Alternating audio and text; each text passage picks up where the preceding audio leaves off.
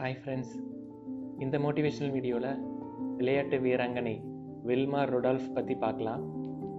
Wilma ருடால்ஃப்ங்கிற பெண்மணி டென்னசிங்கிற ஒரு ஊரில் ஒரு ஏழை குடும்பத்தில் பிறக்கிறாங்க. தனக்கு 4 வயசு ஆகிறப்போ வில்மா ருடால்ஃப்ங்கிற பெண்மணி ஸ்கார்லட் ஃபீவர் மற்றும் டபுள் நியூமோனியா மற்றும் போலியோ நோயால் பாதிக்கப்பட்டு படுத்த படுக்கை ஆகிறாங்க. வில்மா ருடால்ஃப் கால்களில் ஒரு பிரேஸ் அணியப்படுது. டாக்டர்ஸ் எல்லாம் இந்த பொண்ணு தரையில் கால் எடுத்து வைக்காதுன்னு சொல்லிட்டு கைவிட்டுடுறாங்க. ஆனால் வில்மா ருடால்ஃபோட அம்மா அந்த பொண்ணுக்கு டெய்லி ஃபிசியோதெரப்பி கொடுத்து கடவுள் புண்ணியத்தாலையும் தன்னம்பிக்கையாலையும் விடாமுயற்சினாலையும் உன்னால் எதையும் சாதிக்க முடியும்னு சொல்லி அந்த பொண்ணை மோட்டிவேட் பண்ணுறாங்க. வில்மா ருடால்ஃப் தனது அம்மா கிட்ட சொல்கிறாங்க, இந்த உலகத்திலேயே நான் தான் ஃபாஸ்டஸ்ட் உமன் ஆகணும் அப்படின்னு சொல்கிறாங்க. தனக்கு 9 வயசு ஆகிறப்போ வில்மா ருடால்ஃப் அந்த கால்களில் இருந்த அந்த பிரேஸை கழட்டி எரிஞ்சிட்டு டாக்டர்ஸ் அட்வைஸையும் மீறி தரையில் கால் எடுத்து வைக்கிறாங்க. தனக்கு 13 வயசு ஆகிறப்போ வில்மா ருடால்ஃப் அவங்க ஃபஸ்ட்டு ரன்னிங் ரேஸில் கலந்துக்கிறாங்க. அந்த ரேஸில் அவங்க லாஸ்ட் வராங்க. அதுக்கப்புறம் 2வது ரேஸு, 3வது ரேஸ், 4வது ரேஸ்லெல்லாம் கலந்துக்கிறாங்க. அந்த ரேஸ்லெல்லாம் அவங்க லாஸ்ட்டில் வராங்க. திடீர்னு ஒரு நாள் பார்த்திங்கன்னா அவங்க ஃபஸ்ட்டு வந்துடுறாங்க. தனக்கு 15 வயசு இருக்கிறப்போ வில்மா ருடால்ஃப் டென்னசி ஸ்டேட் யூனிவர்சிட்டிக்கு போய் எட் டெம்பிள்ங்கிற கோச்சை போய் மீட் பண்ணுறாங்க. அந்த கோச்சை போய் பார்த்து மீட் பண்ணிவிட்டு இந்த உலகத்திலேயே அதிவேகமாக ஓடக்கூடிய ஆளாக நான் மாறணும் அப்படின்னு சொல்லிட்டு அந்த கோச்சுக்கிட்ட சொல்கிறாங்க. அதுக்கு அந்த கோச் வில்மா ருடால்ஃபை பார்த்து சொல்கிறாரு, உனக்கு இருக்கிற தன்னம்பிக்கைக்கு யாராலேயும் ஒன்றை தடுக்க முடியாது, பத்தாவதுக்கு நான் ஹெல்ப் பண்ணுறேன் அப்படின்னு சொல்லிட்டு அந்த கோச் அந்த வில்மா ருடால்ஃப் கிட்ட சொல்கிறாங்க. ஒரு நாள் ஒலிம்பிக்ஸ் வருது.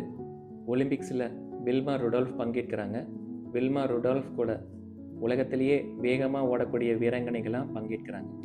வில்மா ருடால்ஃப் கூட போட்டியிடுறதுக்கு ஜட்டா ஹீன்ங்கிற ஒரு வீராங்கனையை போடுறாங்க. ஜட்டா ஹீன்ங்கிற வீராங்கனை இதுக்கு முன்னாடி யாராலையும் தோற்கப்படப்படாத ஒரு வீராங்கனை. ஃபஸ்ட் ஈவெண்ட் ஒரு 100 மீட்டர் ரேஸ். அந்த 100 மீட்டர் ரேஸில் வில்மா ருடால்ஃப் ஜட்டா ஹீனை தோற்கடிச்சிட்டு ஃபஸ்ட்டு கோல்டு மெடலை வின் பண்ணிடுறாங்க. செகண்ட் ஈவெண்ட் ஒரு 200 மீட்டர் ரேஸ்.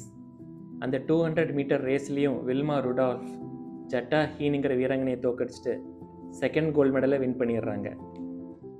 தேர்ட் ஈவெண்ட் ஒரு 400 மீட்டர் ரிலே. இந்த ரிலேயில் ஃபாஸ்டஸ்ட்டாக ஓடக்கூடியவங்கள கடைசி லேப்பு தான் ஓட விடுவாங்க. 400 மீட்டர் ரிலேயில் வில்மா ருடால்ஃப் ஒரு டீமை தலைமை தாங்குறாங்க. அவங்க சக போட்டியாளர் ஜட்டா ஹீன் இன்னொரு டீமை தலைமை தாங்குறாங்க. இந்த 400 மீட்டர் ரிலேயில் ஃபஸ்ட்டு 3 பேர் ஓடுறாங்க. கையில் ஒரு ஸ்டிக் எடுத்துகிட்டு ஒரு ரவுண்டு ஓடிட்டு 2வது நபர்கிட்ட கொடுக்குறாங்க. 2வது நபர் ஒரு ரவுண்டு ஓடிட்டு அந்த ஸ்டிக்கை 3வது நபர்கிட்ட கொடுக்குறாங்க. அப்படி 3 நபர்களை ரவுண்டு ஓடி முடிச்சுட்டு வில்மாவோட டர்ன் வரப்போ வில்மா ருடால்ஃப் அந்த ஸ்டிக்கை நழுவி கீழே விட்டுடுறாங்க. வில்மா ருடால்ஃப் இன்னொரு எண்டில் பார்க்குறப்போ அவங்க சக போட்டியாளர் ஜட்டா ஹீன் வேகமாக ஓடிட்டுருக்காங்க. வில்மா ருடால்ஃப் என்ன பண்ணுறாங்க, அந்த குச்சியை எடுத்துகிட்டு வேகமாக ஓடுறாங்க. மிஷின் மாதிரி ஓடுறாங்க.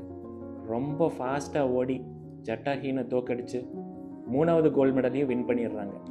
ஒரு காலத்தில் போலியோ நோயால் பாதிக்கப்பட்டு படுத்த படுக்கையாக இருந்த ஒரு பெண்மணி 1960 ஒலிம்பிக்ஸில் கலந்து ரன்னிங் ரேஸில் கலந்து 3 ரேஸ்லேயும் ஃபஸ்ட்டு வின் பண்ணிவிட்டு 3 கோல்டு மெடலில் ஜெயிச்சுட்டு ஃபாஸ்டஸ்ட் உமன் ஆன் த ட்ராக்ங்கிற பட்டத்தை பெற்று வில்மா ருடால்ஃப்ங்கிற வீராங்கனை சரித்திரத்தில் இடம் பெறுறாங்க. வில்மா ருடால்ஃப் என்கிற வீராங்கனை தன்னம்பிக்கைக்கும் விடாமுயற்சிக்கும் ஒரு மிகச்சிறந்த எடுத்துக்காட்டு. மீண்டும் இன்னொரு வீடியோவில் நான் உங்களை சந்திக்கிறேன். தேங்க்ஸ் ஃபார் வாட்சிங். பபாய்.